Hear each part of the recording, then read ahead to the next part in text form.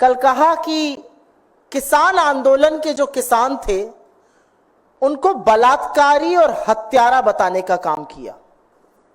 इस देश के अन्नदाताओं के खिलाफ ऐसे शब्द शायद ही किसी राजनेता ने इस देश के लंबे इतिहास में कभी बोले हों। अमेरिका और चीन हमारे देश में दखलंदाजी कर रहा था, अस्थिरता पैदा कर रहा था किसान आंदोलन करा के। तो जाहिर है इस पर आक्रोश होना था। जाहिर है इस देश की रीढ़ की हड्डी किसान है। जाहिर है कि जो किसान धरती का कलेजा फाड़कर अन्न उगाता है, उसको चिंता नहीं कि गर्मी हो, आंधी हो, पानी हो, बरसात हो, ओले हो, वो अन्न उगाता है, हमारा पेट पालता है। उस किसान को अगर बलात्कारी और हत्यारा कहा जाएगा तो आक्रोश होगा। कि सरकार स्पष्टीकरण दे कि जो अस्थिरता पैदा करने की विदेशी शक्तियों द्वारा बात की गई है उसकी क्या सच्चाई है। पार्टी पलड़ा नहीं झाड़ सकती है कहकर कि यह हमारी राय नहीं है। आपकी राय नहीं है तो जिसकी इतनी कुत्सित राय है उसको अपनी पार्टी से निकाल फेंकिए।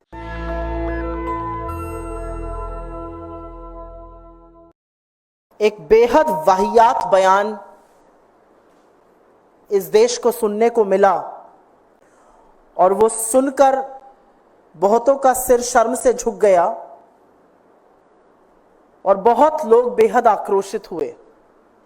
और ये बयान और इस तरह के बयान देने में उनको पारंगत हासिल है, लेकिन अब वो सिर्फ एक फिल्म एक्टर नहीं, भारतीय जनता पार्टी की सांसद हैं, बड़ी चुनी हुई सांसद हैं, बड़ी प्रिय सांसद हैं, हैंडपिक करी गई थी वो शीर्ष नेतृत्व के द्वारा। कंगना रणावत ने कल कहा कि किसान आंदोलन के जो किसान थे उनको बलात्कारी और हत्यारा बताने का काम किया। इस देश के अन्नदाताओं के खिलाफ ऐसे शब्द शायद ही किसी राजनेता ने इस देश के लंबे इतिहास में कभी बोले हों। इस देश के अन्नदाताओं को बलात्कारी और हत्यारा बताया और उसके बाद यह भी कहा कि ये जो सारा किसान आंदोलन था, जो किसान अपने हक की, अपने अधिकारों की, अपने सशक्तिकरण की लड़ाई लड़ रहे थे, जो प्रदर्शन शांतिपूर्ण था, जहां 700 से ज्यादा किसानों की शहादत हो गई, जहां 1.25 से 1.5 साल तक किसान खुले आसमान के नीचे गर्मी, पानी, बरसात, आंधी में, ओलों में बैठे रहे, वहां पर इनका कहना है कि ये अमेरिकी और चीनी शक्तियां ऐसा कर रही थी। अमेरिका और चीन हमारे देश में दखलंदाजी कर रहा था, अस्थिरता पैदा कर रहा था किसान आंदोलन करा के। तो जाहिर है इस पर आक्रोश होना था। जाहिर है इस देश की रीढ़ की हड्डी किसान है। जाहिर है कि जो किसान धरती का कलेजा फाड़कर अन्न उगाता है, उसको चिंता नहीं कि गर्मी हो, आंधी हो, पानी हो, बरसात हो, ओले हो, वो अन्न उगाता है, हमारा पेट पालता है। उस किसान को अगर बलात्कारी और हत्यारा कहा जाएगा तो आक्रोश होगा। और एक बात यह भी सच है कि किसान चाहे पंजाब का हो, चाहे हरियाणा का हो, चाहे उत्तर प्रदेश का हो, चाहे कर्नाटका का हो, यह असम्मान तो कोई नहीं सहेगा। तो आक्रोश बहुत हुआ और सवाल हुआ बीजेपी से कि क्या ये आपकी सांसद कह रही हैं या ये आपका आधिकारिक स्टैंड है? क्या आप भी आंदोलन करने वाले किसानों को, हक के लिए लड़ने वाले किसानों को हत्यारा और बलात्कारी बताते हैं? क्या ये आपकी सरकार का मत है? क्या ये आपका मत है? अपना स्टैंड क्लियर कीजिए। तो आज एक रेयर मूव में, क्योंकि हरियाणा का चुनाव भी पास में है और आगामी हार तो ऐसी है कि चुनाव टालने की मांग हो रही है। पता है कि 240 पर लाकर देश के मजदूर और किसानों ने सबक सिखाया है, अभी हरियाणा बिस्तर बोरिया बंधवाने वाला है। तो एक स्टेटमेंट आया भारतीय जनता पार्टी की ओर से जिसमें कहा गया कि किसान आंदोलन के परिप्रेक्ष्य में दिया गया बयान पार्टी का मत नहीं है, उनसे गहरी असहमति है इस बयान से, और नीतिगत विषयों पर बोलने के लिए ना वो अधिकृत है, ना उनको अनुमति है और उनको निर्देशित किया गया है कि वो इस प्रकार के बयान भविष्य में ना दें। तो हमारे इस मंच से कुछ सवाल हैं। आपकी चुनी हुई सांसद है, चहेती सांसद है, बड़ी लोकप्रिय है आप लोगों के पार्टी में।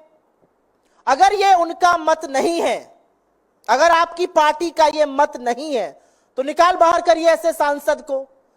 ये मैं हृदय से माफ करने वाली राजनीति अब नहीं चलेगी 2024 में। प्रज्ञा ठाकुर गोडसे की पुजारी को हृदय से माफ नहीं कर पा रहे थे, अब ये हमारा मत कह के पलड़ा झाड़ने हम नहीं देंगे।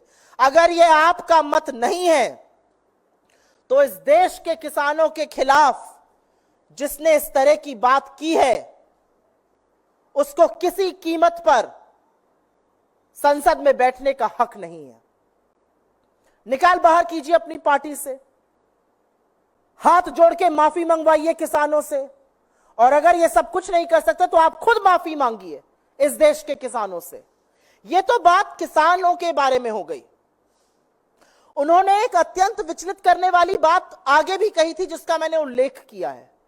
उन्होंने कहा यहां पर बांग्लादेश जैसी स्थिति बनाने का काम अमेरिका और चीन कर रहे थे। तो हमारा सवाल है कि नरेंद्र मोदी की नाक के नीचे क्या वो इतने कमजोर हैं कि इस देश में अस्थिरता पैदा कर रही है विदेशी शक्तियां? तो इस पर पार्टी तो नहीं बोल सकती है। इस देश के विदेश मंत्रालय को, इस देश के गृह मंत्रालय को इस पर जरूर बयान देना चाहिए, जरूर स्पष्टीकरण करना चाहिए, क्योंकि हम भी परेशान हैं। आपकी सांसद कह रही हैं कि हिंदुस्तान की सरजमी पर अस्थिरता पैदा करने का काम दो विदेशी ताकतें अमेरिका और चीन कर रहे हैं। इस पर आपका क्या मत है?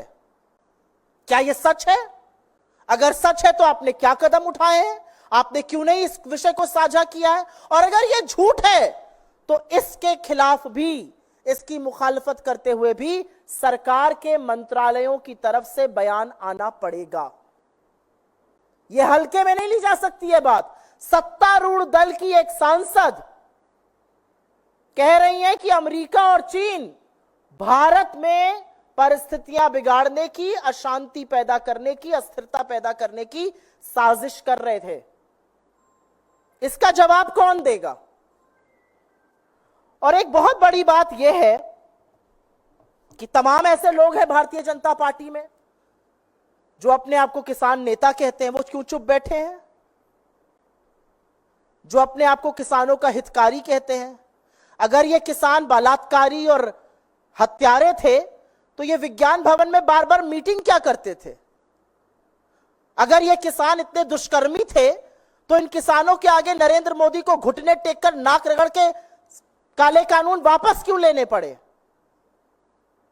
तो हमारा मानना है, और हम इस मंच से फिर से कहेंगे कि सरकार स्पष्टीकरण दे कि जो अस्थिरता पैदा करने की विदेशी शक्तियों द्वारा बात की गई है उसकी क्या सच्चाई है।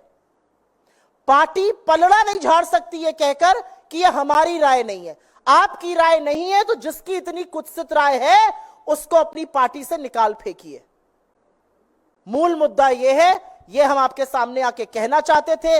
इस देश के आजाद हिंदुस्तान के इतिहास में कभी भी हमारे किसानों को इन शब्दों से नवाजा नहीं गया है, और सत्तारूढ़ दल की एक सांसद ये करती है, और बीजेपी बस ये मुंह मोड़ लेगी कि यह हमारा मत नहीं है। अगर आपका मत नहीं है तो निकाल फेंकिए, और सरकार के स्पष्टीकरण का हम इंतजार करेंगे, क्योंकि देश में विदेशी ताकतें काबिज है।